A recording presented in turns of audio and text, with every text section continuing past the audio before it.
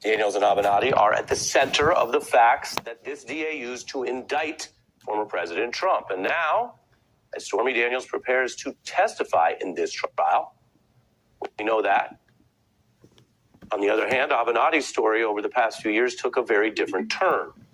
Excerpts of Michael Avenatti interview. With MSNBC from prison, he was once Stormy Daniels' attorney against Trump. As you come on to the channel, kindly hit the like bell and subscribe if you haven't done so as yet. Thank you. The lawyer was convicted on crimes and fraud related to representing Stormy Daniels and other clients. He was hit with a severe 19-year prison sentence in total. He is now incarcerated in California's Terminal Island Federal Correctional Institution. So here's the deal tonight. Avenatti is both central to next week's trial and hard to reach now, even though he was, of course, a media fixture at the height of his work for Stormy Daniels. But since going to prison, as I mentioned, he has not spoken out in an interview about this case until now. So as this first ever trial of a former president begins next week, which was just reaffirmed, that scheduled by an appeals court today, as Avenatti is a very newsworthy and legally relevant guest, he is speaking out for the first time from prison on the now historic case he helped ignite. Joining us now by phone is Michael Avenatti, the former lawyer to Stormy Daniels, calling in from the Terminal Island Federal Prison in California. Michael, welcome. Well, it's good to hear your voice, Ari. Some of your lawyering led to the exposure of the evidence in this case. The New York trial now will be Donald Trump's first and possibly only trial this year. How do you assess the strength of the prosecution's case? Well, I think what I'm about to say is going to surprise a lot of people, and that is that, I think this is the wrong case at the wrong time, Ari. I think that the case is in many ways stale at this juncture. You're talking about conduct that occurred some 8 years ago. I think the fact that it's occurring in state court in New York is a mistake. And I think that when you are going to potentially deprive tens of millions of Americans of their choice for the presidency of the United States, whether we agree with those folks or not, or regardless of what we may think of Donald Trump, I think it's a mistake to do it based on a case of this nature. I was hoping, frankly, that there would have been less hand-wringing, less bedwetting, and that the January 6th case would have been filed in a more timely manner. There's no excuse or reason as to why that case could not have been brought in 2021, and it should have been brought in 2021. And had it been brought in 2021, we would not find ourselves in the situation that we're in right now. Now, I know a lot of people have been critical of the United States Supreme Court, and as well as but the D.C. Circuit. Yep. I think those complaints are frankly misplaced. And Michael, have you been in touch with D.A. Bragg's office, and what specifically in evidence or logic do you think is wrong with this case? Well, I'm going to decline to answer as to whether I've been in touch with either the defense or the DA's office. But let me say this in response to the second part of your question. I think the case has a lot of problems. Now, that does not, I don't mean to suggest that means that Trump will not be convicted, because I think he will be convicted because number one, he's a criminal defendant, and in our society, I don't believe the criminal defendants generally get a fair shake. In fact, I think that the percentage of convictions demonstrates that the deck is stacked decidedly against all criminal defendants. Number one. Number two, I don't think that he can get a fair trial in New York.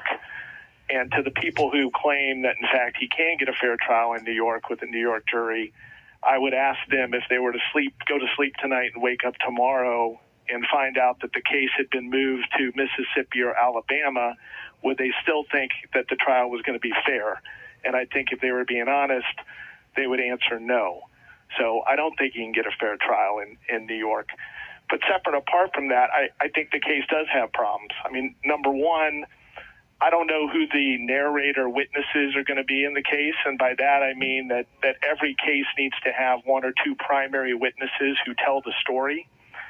From my perspective, I surmise that the DA is going to use potentially Michael Cohen or Stormy Daniels for that purpose. And I think that has the potential to be a disaster. Michael Cohen is and I've never been a fan of Michael for various reasons. He's a serial liar. He's shown himself to be incapable of telling the truth. According to AP News, Trump's lawyers sought to have Cohen barred from testifying at the hush money trial, arguing in a court filing that Michael Cohen is a liar. He recently committed perjury, on the stand and under oath, at a civil trial involving President Trump. According to AP News, Furman cited Cohen's testimony at Trump's civil fraud trial in a Manhattan state court last October. On the witness stand, Cohen insisted he wasn't actually guilty of tax evasion even though he pleaded guilty to the charge in 2018. His legal acumen leaves a lot to be desired. Trump claims that he just paid retainer money, and now it's being prosecuted as basically financial fraud, lying about the expense. You have a lot of experience in this case. Is Donald Trump lying when he says it was all going to just be a retainer? Yeah, I don't believe that. I've never believed it. And if you go back and look at the interviews, in fact, that you and I conducted back in 2018, I've always scoffed at that and thought it was ridiculous. But my point is one just of trial dynamics. Who's going to tell the story? And the problem is that if the prosecution relies predominantly on Michael Cohen, and, documents don't admit themselves into evidence. I see various legal commentators talk about, well, this is a document case. Well, that may be true to a certain degree, but you've still got to have somebody on the stand that tells the story. And to say that Michael Cohen is a problem witness would be an understatement. And look, here's the other issue, Ari. Alina Abba is not going to be trying this case for Donald Trump. Now, I don't know how he got them, but he got real lawyers in this case. And these lawyers know their way around a courtroom.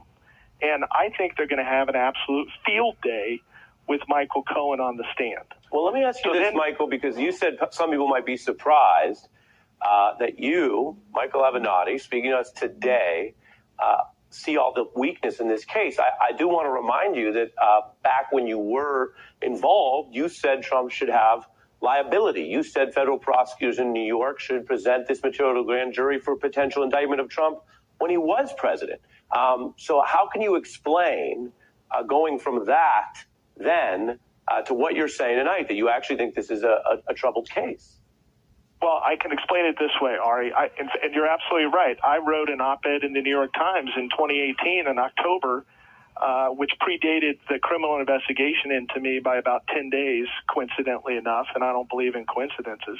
I wrote that op-ed, and I advocated for the indictment of then-sitting President Donald Trump, and I stand by that 100%.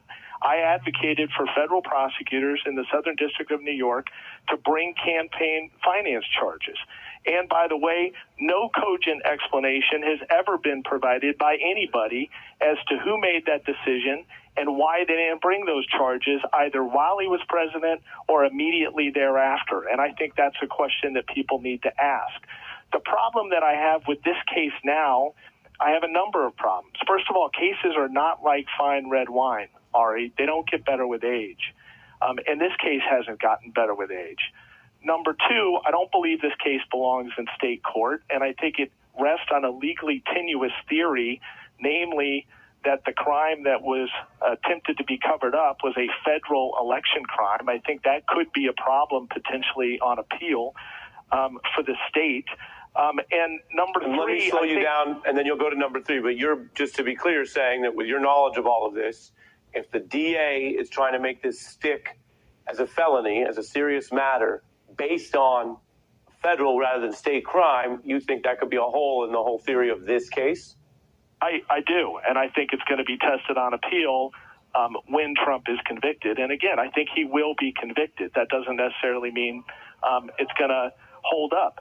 I believe if you're going to bring a case against a sitting president or a former president who tens of millions of people support, especially in today's day and age with how divided we are, I think it needs to be a rock-solid, lock-tight, nearly perfect prosecuted case, because otherwise you run a huge risk as to what it's going to mean for the country. And I don't believe this case right now is the case. And that's the problem that I have. But I stand behind everything I said in 2018, everything I wrote in that op-ed. And I remain very concerned that no one has gotten to the bottom of what the hell exactly happened with SDNY in 2018. Was that decision made by Jeffrey Berman? Was that decision made by William Barr? Who made that decision, and why was it made to turn a blind eye to Donald Trump's conduct?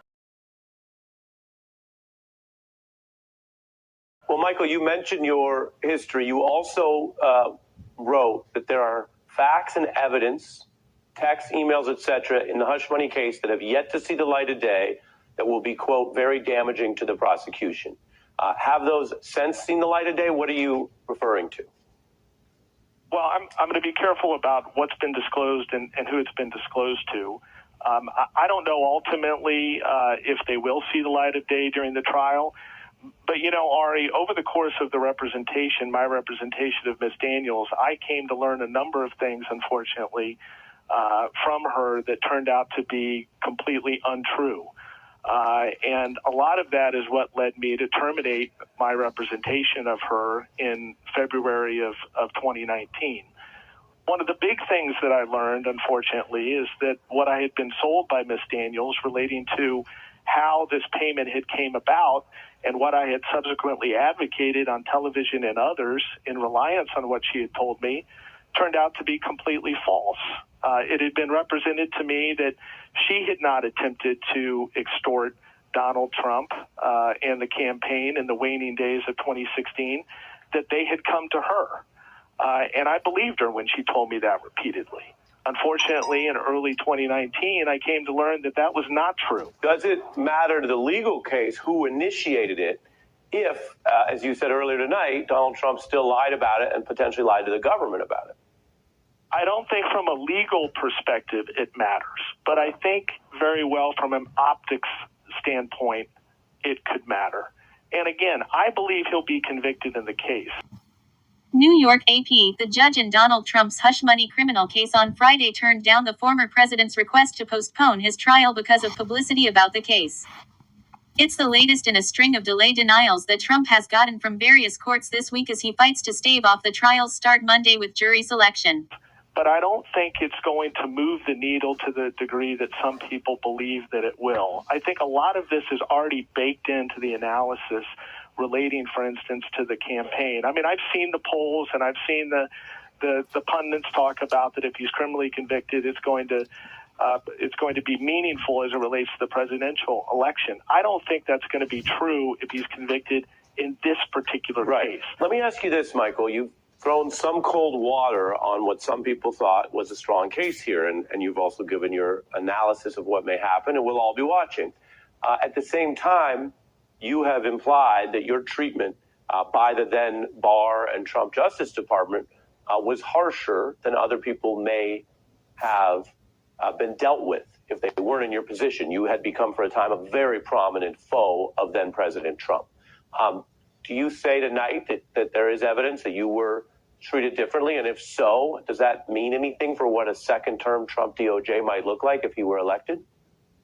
I don't believe there's any question that I was treated differently, and I believe that if anyone is asked that honestly and looks at what happened here, and if they're honest in their answer, I believe that they would answer the same way that I have. Ari, I was indicted in 3 separate cases within 54 days. The government proceeded to stack these sentences on top of one another. I was not treated fairly, and I was treated differently. And I firmly believe, and will go to my grave believing, that one of the reason I was treated in this fashion was because I was the biggest enemy of Donald Trump in 2018. There's no question about that. And I was also his most dangerous enemy. And finally, what do you say to people listening tonight who think, well, even if that's the case and there was differential treatment, you still were caught and at times expressed, contrition for crimes and crimes related to dishonesty. Why should people take your word on any of this tonight? Well, because I think I demonstrated over a significant period of time and over a couple decades of legal work that I've done a lot of good, that a lot of what I've said is checked out, that I generally have not trafficked in nonsense. There's no question, Ari, that I made mistakes. There's no question that I exercised poor judgment at times, but there's no question that I exercised poor judgment at times. Among other things, Trump's lawyers had argued that the jury pool was deluged with what the defense saw as exceptionally prejudicial news coverage of the case. The defense maintained that was a reason to hold off the case indefinitely. But I think people need to ask yourself or themselves, are you really going to define somebody by the worst thing they did in their life, or are you going to look at the totality of the body of their work? Mm-hmm. And what advice would you give to anyone in how to make sense of this trial as it unfolds? Well, I think it's going to be a circus. It's certainly going to be entertaining, and you're going to have your work cut out for you. But from what I've seen, you're certainly going to be up to the task. Again, it's been a pleasure to speak with you. Michael Avenatti, thank you very much for joining us tonight. According to AP News, New York Appeals Court rejects Donald Trump's third request to delay Monday's hush money trial. Donald Trump is 0 for 3 in last-minute attempts to delay his looming hush money criminal trial. An appeals court judge Wednesday swiftly rejected the latest salvo from the former president's lawyers. According to AP News, what's this case about? The former president is accused of falsifying internal Trump Organization records as part of a scheme to bury damaging stories that he feared could hurt his 2016 campaign, particularly as Trump's reputation was suffering at the time from comments he had made about women. According to Washington Post, the United States appears set to breach the line Ford dared not cross, with Donald Trump expected this month to become the country's first ex-president to stand trial. Trump's trial in New York, scheduled to begin April 15th, comes in one of 4 cases where he faces criminal charges. As you leave the page, don't forget to hit the like bell and subscribe to the channel if you haven't done so as yet. Thank you for watching.